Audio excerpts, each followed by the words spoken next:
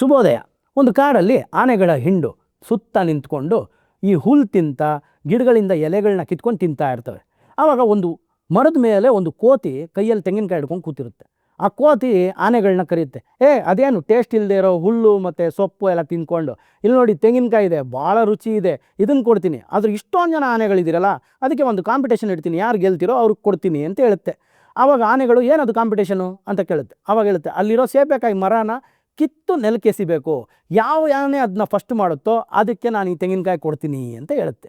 ಆವಾಗ ಎಲ್ಲ ಆನೆಗಳು ಆ ಕಡೆ ಹೋಗೋಕ್ಕೆ ಶುರು ಮಾಡ್ತವೆ. ಆದರೆ ಒಂದು ಆನೆ ನಿಂತು ಕೇಳುತ್ತೆ, ನೀನು ಒಂದು ತೆಂಗಿನಕಾಯಿ ಕೊಡ್ತೀಯ ಅಂಥೇಳಿ ಅಷ್ಟೊಂದು ಸೇಬೆಕಾಯಿ ಬಿಟ್ಟಿರೋ ಅಂಥ ಆ ಮರನ ಕಿತ್ತು ನೆರಳು ಕುಳ್ಸೋದು ಎಷ್ಟು ಸರಿ ಅಂತ ಕೇಳುತ್ತೆ.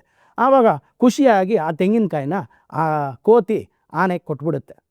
ಆ ಪ್ರಾಣಿಗಳಿಗಿರೋ ಬುದ್ಧಿ ನಮಗಿಲ್ವಲ್ರಿ. ಮರಗಳನ್ನ ಕಡಿದು ಸರ್ವನಾಶ ಮಾಡ್ತಾಯಿದ್ದೀವಿ.